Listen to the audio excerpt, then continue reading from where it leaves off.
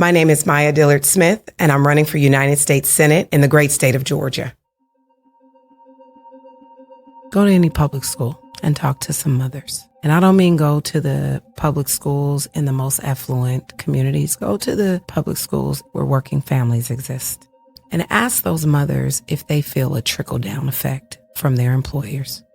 I can guarantee you that they feel like me.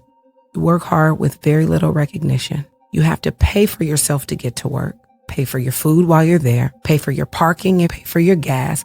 You're actually subsidizing the company to get to the job that doesn't pay you enough to live anyway. But you gotta do it because it's a system that we have. I want to share with you some stats. Black home ownership in 1968 was 41.1%. 2018 was 41.2%. So if we've had such a great trickle-down effect, why isn't there a greater gain in Black home ownership? I want to use Black people because we tend to be the canaries in the mine who have the worst performance along these economic indicators that would demonstrate whether or not trickle-down was real.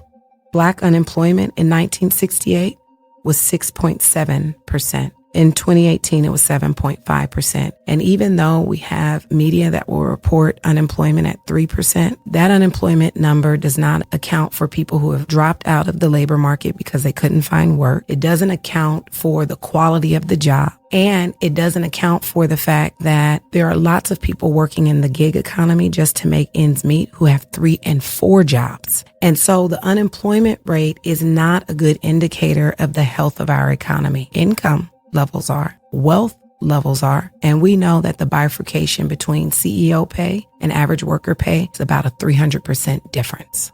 We are living in a time where it's easy to castigate labels on people to avoid having substantive discussions. I know full well what that means. So when I say we have an economic system that is flawed and someone says, well, you sound like a socialist, that is done so that I will then defend myself about whether or not I'm a socialist. I don't care what label you use. Let's talk about the substance. There is no trickle-down effect, and we have a tax code that's regressive that only benefits billionaires and millionaires. So, without getting into the labels, let's talk about the substance. We have an economic system that is broken, period.